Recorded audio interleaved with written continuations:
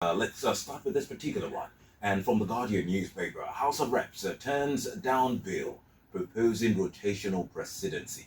That is what this story is saying. Of course, it's part of moves, proposed amendments seeking to rotate the office of the president and vice president among the six geopolitical zones. It seems there seems to be an unwritten rule among political parties where they have this zoning formula where they say the north this time or the south that time, and this and that keeps going on and on. It seems to be an unwritten code. But then to codify it in our laws, that has been thrown out. What do you make of this? Oh, well, I think I wouldn't know who proposed that bill initially, Okay. but Is the deputy speaker. I do not think it's a bill we have to have in our statute, Okay. because we don't have to write everything in black and white. There will be a time when maybe Nigerians will not even bother about this anymore. So when that time comes, are we going to be asking that we repeal those laws? No, there's no need for that. For me, I think Nigerians have a way of responding to political actors within the field. Just like you see the last elections, when you had when the Nigerian people felt that the South should produce the president, and then some other people think otherwise, and then the Nigerian people spoke in their vote and told their politicians that, look, this is what we want. So I think the politicians should be able to know and have a good assessment of the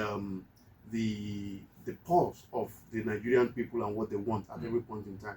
We don't have to codify every single issue put them in our status book. I mean, I need to turn to you on this one. Do you agree with his assessment? I do not.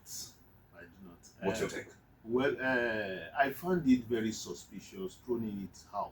Okay. Because I discovered that it was moved by the deputies. Deputy Speaker, the deputy Benjamin speaker, Kalu. yes, Benjamin Kalu. And to me, that's one of the things I think will reduce the tension in this. It is the turn of the South, our local, and all those things. Because if the political parties are practicing it, and regions are having sense of entitlement towards this particular issue, there is no reason why we should not make it a law, so that it will be fair to all. You know that it is not yet your turn. For instance, the reasons why people are, condemning Atiku, contesting, or even still wishing to contest, is that it's not yet the turn of the North. The same thing, as you said, it's our local, emi local. If it is already, although in politics they say there is practice, then there is the law, àṣà àti òfin. But it is already part of us. So why can't we just make it more established so that whoever turn it is, I throwing it out, I find it very suspicious, I must say. And I'm interested in other clauses of that bill, because sometimes in Nigeria we're very good at throwing out the baby with the bathwater. So perhaps there are other clauses that the National Assembly members are not comfortable with, why they throw it out. But we still need to investigate this matter. It shouldn't end there. Of course, I'm turning back to Badamosi. Based on what he's saying this was first a sense of belonging for all Nigerians, and not just South, and maybe it's the turn of the South, is the turn of the North. I mean, also having a situation where a minority, those who may consider themselves minority, are not overwhelmed by majority in their region.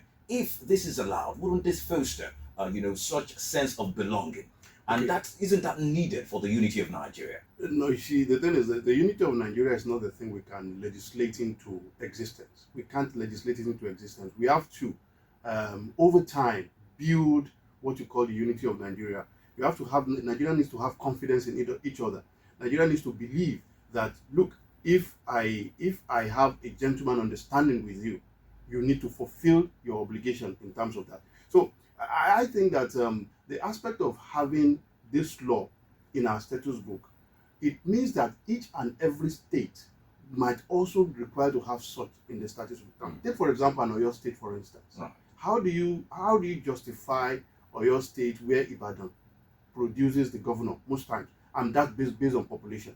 Okay, so do you want to now legislate it into law that in Oyo State it must rotate according to the senatorial district and all of that? Is that not fair? No, that doesn't make for what you call democracy, really. For me, if you are talking about democracy, allow the people to determine what they want, and then let the political party throw up the people they want, and then let the people vote for them, or throw them out, or punish them, just like the Atiku was punished in the last election. Okay. Democracy as defined by who? That's one of the problems I believe we have in Nigeria. Fine. We must be able to adapt our own presidential system of government or democracy or whatever we call it to the nature of our people. We have challenges in this country and we cannot deny it. Tribalism is there. We can't deny it. Religious bigotry is there. We can't deny it. So if we are going to evolve as a nation and we really want to be one, some of these things must be factored into how we practice our democracy. For instance, Ibadan.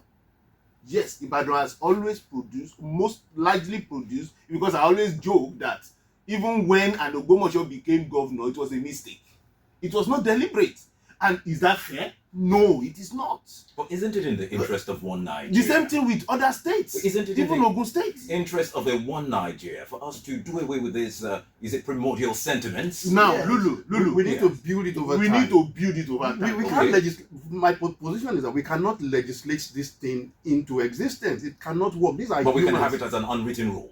Of course, yes, and as an unwritten rule, and honoring all these gentlemen agreements we have, honoring the Omoluabi ethos amongst us, that if I have this, you should have this. I mean, that's how it should work. But if we have to write every single thing in our status book, I mean, it doesn't work. Even when we write it, to what extent do our leaders follow it? All these Omoluabi ethos, they don't work in some instances in this country.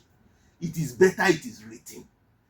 You understand? It is better it is written. But he expressed the fear that if that's done at the federal level, then states might also need to do the same. Nothing prevents it as long as it fosters unity, it fosters fairness and equity.